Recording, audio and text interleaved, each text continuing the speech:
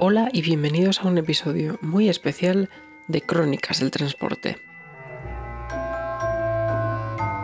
Hoy no viajamos lejos, sino que nos quedamos en casa, dentro de Guipúzcoa.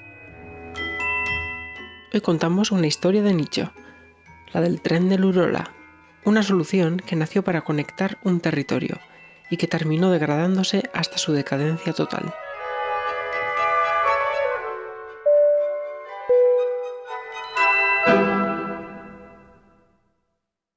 Antecedentes. Nos situamos entre finales del siglo XIX y principios del XX. Guipúzcoa está en pleno auge industrial y tecnológico. Toda Europa se está llenando de los denominados caminos de hierro, también llamados ferrocarriles. Han pasado ya 50 años desde la inauguración del ferrocarril del norte en Guipúzcoa, uniendo Donostia con Vitoria-Gasteiz a través de Aizgorri y Zumárraga, allá por 1864. Algo que abrió un camino para el transporte de mercancías, pasajeros y sobre todo comunicaciones a velocidades vertiginosas en comparación con las obsoletas diligencias. Mientras tanto, en el valle mojado por las aguas del Urola, la situación es muy diferente. La conexión de los pueblos como Azpeitia con el resto de la comarca es lenta y obsoleta. Los viajes siguen haciéndose en diligencia de manera lenta, complicada y muy dependiente de la meteorología. De esta manera, la evolución industrial del valle estaba lastrada por la dificultad de exportaciones de los productos e igualmente la falta de noticias y comunicaciones era patente cuando los vecinos esperaban con ansia la llegada de las diligencias. Los intentos de modernizar la diligencia con los llamados autos de línea fueron infructuosos y tras varios años de intentos por los ayuntamientos, diputación y vecinos, se decidió por fin construir un medio de transporte adaptado a los nuevos tiempos.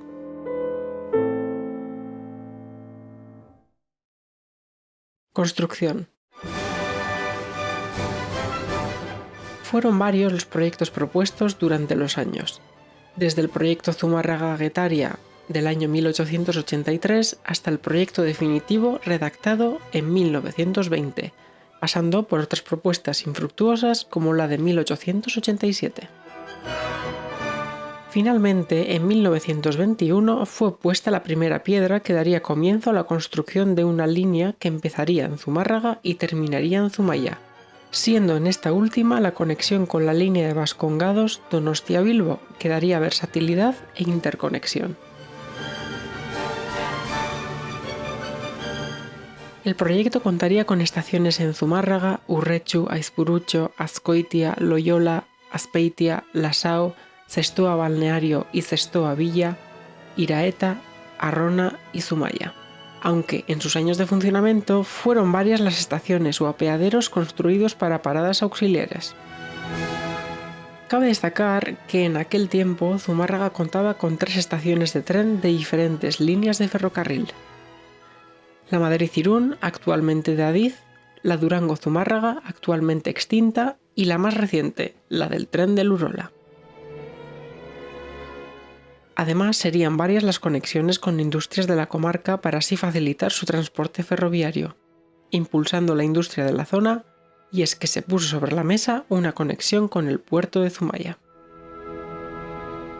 A pesar de lo corto del recorrido, la construcción del mismo no fue tarea fácil, especialmente entre Urretxu y Azkoitia.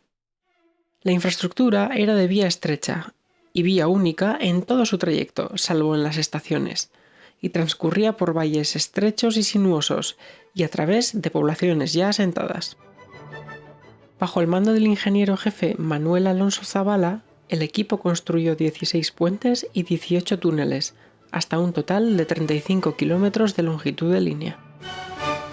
En total, fueron 25 los millones de pesetas necesarios para culminar el proyecto, que se demoró temporalmente y encareció presupuestariamente con creces. Hay que destacar la belleza de los apeaderos y estaciones de ferrocarril del Urola. Construidos todos siguiendo el carácter y el estilo arquitectónico de las edificaciones del pueblo donde se situaban. Fue el ingeniero Alonso Zabala el ideólogo de casi todas ellas. Ya hemos contado que además del recorrido mencionado, hubo otros ramales como el del puerto de Zumaya que cobraron gran importancia para el uso mercantil. Sin embargo, dejadme hablaros un poco más del que me atañe, ya que conectaba mi pueblo natal con el ferrocarril del Urola. Hablamos del ramal Legazpi-Zumárraga. Por aquel entonces, las peticiones de conexión de la línea Madrid-Irún con las factorías de Patricio Echeverría en Legazpi fueron infructuosas. Con la llegada del tren del Urola, conectar Legazpi con un pequeño ramal de 3 kilómetros podría ser una opción. Así, para 1940, Patricio Echeverría Sociedad Anónima quedó conectada con el ferrocarril del Urola, algo que siguió vigente hasta el cierre del mismo. Además, fueron varias las peticiones de adecuar el ramal para el transporte de pasajeros, aunque nunca se realizó. Este ramal contaba con 3 vías, haciendo posible la llegada de material tanto de la vía estrecha del Urola como del ancho ibérico de la Renfe. Inauguración. Y así llegamos al 22 de febrero de 1926. Llega el gran día. Todos los periódicos de la época destacan la relevancia del ferrocarril del Urola para la comarca. Para la inauguración se fleta un tren especial que discurrirá por la línea Madrid-Irún desde Donostia hasta Zumárraga, congregando a celebridades, nobleza y altos mandos en la estación de la villa.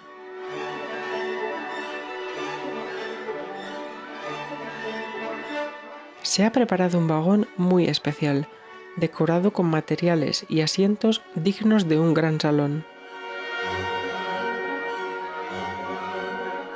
Entre las celebridades que se congregan en la localidad se encuentran el rey Alfonso XIII, la reina María Cristina, los infantes Fernando y María Isabel, el presidente del gobierno Primo de Rivera y otros duques y nobles de la época.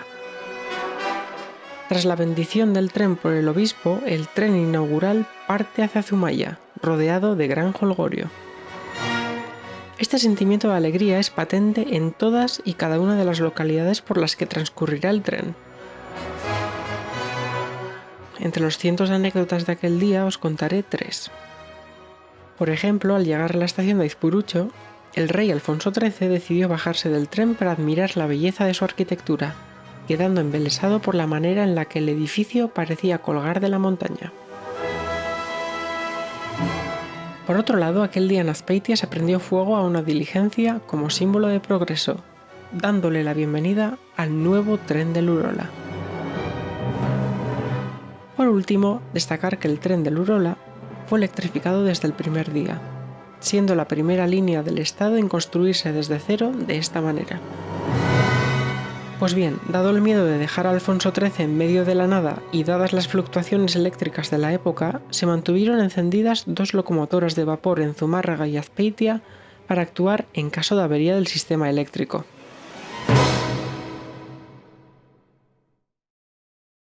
Material rodante.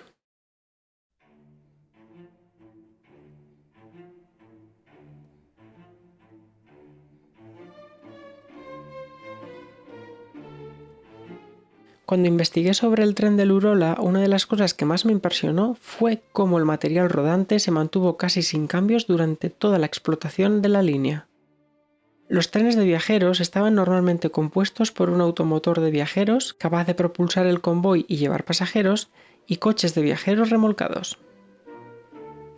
Si bien los automotores disponían de la tecnología necesaria para trabajar en doble composición gracias al mando múltiple, algo novedoso en la época, esto nunca se materializó y en la mayoría de las ocasiones los trenes se compusieron por un solo automotor. Los automotores disponían de 4 motores eléctricos de 75 caballos cada uno, conectados en pares en cada bogie. Estaban carrozados en madera de teca sobre bogies Siemens y tenían una velocidad máxima de 70 km por hora.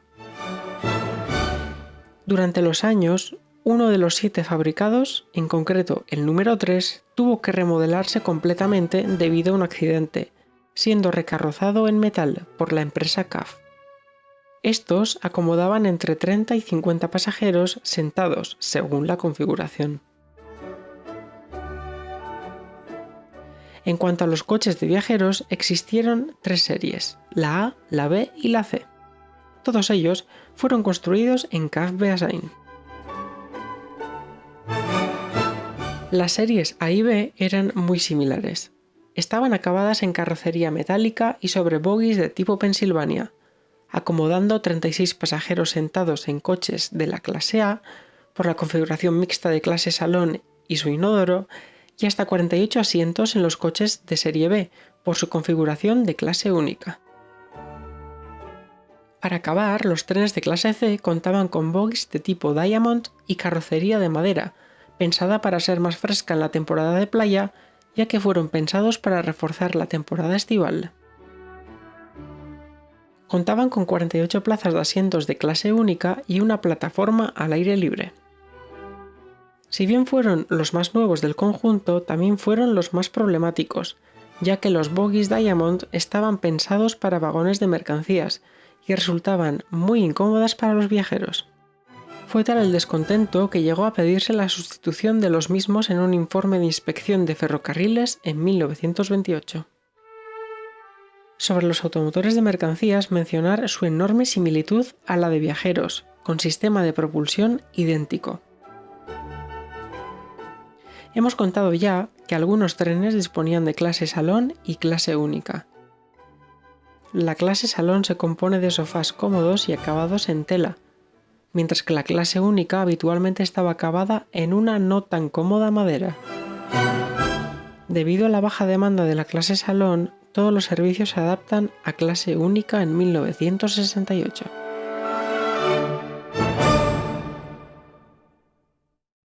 Servicios y demanda.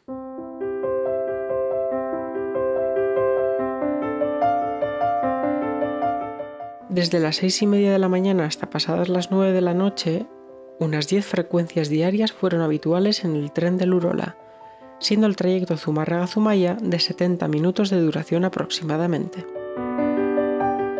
Durante muchos años también fueron habituales los llamados talguillos, que consistían en trenes directos sin transbordos hasta Donostia, enlazando en Zumaya con la línea de Vascongados. Para muchos en verano, el tren del Urola pasaba a denominarse el tren playero, llevando a toda la familia de excursión al Cantábrico. Durante los primeros años, la demanda se situó alrededor de los 350.000 viajeros al año. Tras algunos años de declive durante la Guerra Civil, sin embargo, llegó el resurgimiento. Los viajeros subieron paulatinamente a 700.000, 800.000 y hasta casi 1 millón de viajeros en 1962, año cúspide del Urola. A partir de entonces, sin embargo, los pasajeros fueron cayendo hasta la mitad en 10 años, estabilizándose hasta el cierre de la línea en unos 400.000 viajeros anuales. En cuanto a los servicios de mercancías, fueron exitosos e incluso de mayor demanda que oferta durante muchos años, gracias al poder de la industria metalúrgica y textil de la zona. A partir de 1968, la caída fue brutal. Ya fuera por el declive de la industria, otras conexiones como las de Renfe en Zumárraga o el auge del transporte por carretera, el declive del transporte de mercancías era una realidad. En mi travesía a través de los documentos históricos he encontrado un par de excepciones curiosas acerca de los servicios y material que rodó por el Urola. Por un lado, la visita del Papa Juan Pablo II a San Ignacio de Loyola. Este fue un día grandioso para el Urola. La demanda esperada fue tal que se alquilaron 2 locomotoras diésel AFB, así como media docena de coches de viajeros para reforzar la oferta de aquel 6 de noviembre de 1982. Aquel día se transportaron 10.000 viajeros hasta Loyola de manera exitosa. Por otro lado, mencionar que las modernas unidades 3500 de CAF para FEBE fueron transportadas desde Beasain hasta Zumárraga y después remolcadas por la vía del Urola entre los años 1978 y 79. Estos trenes fueron utilizados hasta el año 2012 por Euskotren.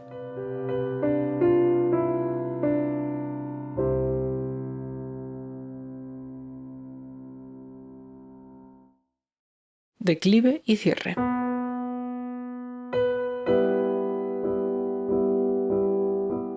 Como hemos dicho, aunque estabilizados, la cantidad de viajeros no llegaba a la mitad de lo que fueron en los años 60. Igualmente, el transporte de mercancías era ya anecdótico en la línea. Sin embargo, el servicio ofrecido era todavía esencial para vertebrar la comarca, a pesar del auge del automóvil privado. Para la década de los 80, la línea llevaba años en decadencia. No solamente por lo mencionado anteriormente, sino enfocándonos ya en la infraestructura. La línea necesitaba una urgente reforma integral para asegurar un transporte eficiente, seguro y fiable.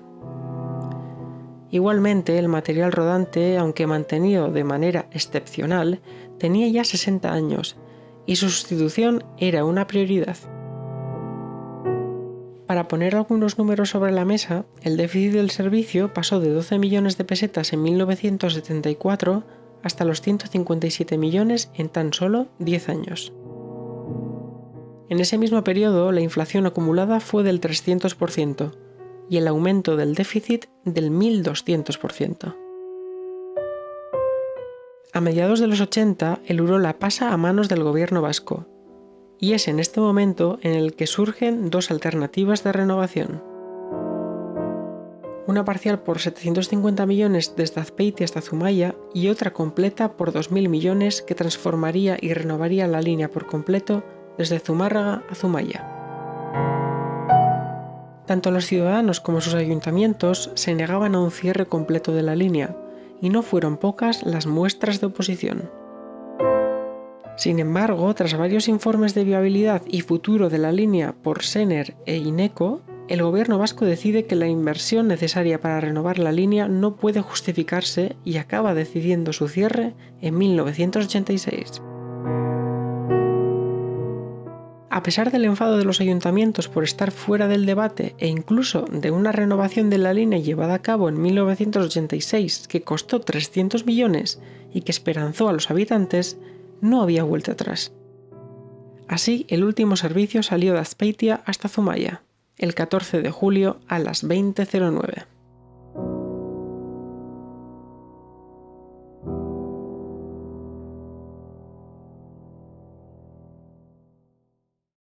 Actualidad. Tras el cierre de la línea, se optó por una solución más económica al problema de la movilidad, el autobús. Desde entonces hasta ahora, la conexión se ha realizado por carretera. Muchas de las estaciones fueron abandonadas por completo, como es el caso de la de Aizpurutxo, que sigue en decadencia, absorbida por la imparable naturaleza. Sin embargo, muchas otras han sido reformadas y utilizadas como, por ejemplo, el Centro de Salud de Zumaia o el Museo del Ferrocarril en Azpeitia. Otras, como la de Zumárraga, se encuentran en estos momentos en fase de renovación, estando el proyecto licitado con una inversión de 1,5 millones de euros. En cuanto a la infraestructura viaria, traviesas, vía y electrificación fueron desmanteladas por completo. Actualmente transcurre una vía verde desde el ramal de Legazpi hasta Azpeitia, siendo un recorrido de gran valor histórico y natural. El material rodante fue mayormente desguazado.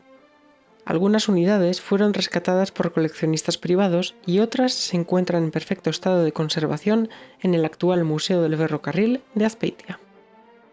Tras la constitución de este último, se ha vuelto a adecuar la sección Azpeitia-Lasao y actualmente un tren de vapor que tira de varios vagones clase C del Urola realiza un trayecto turístico.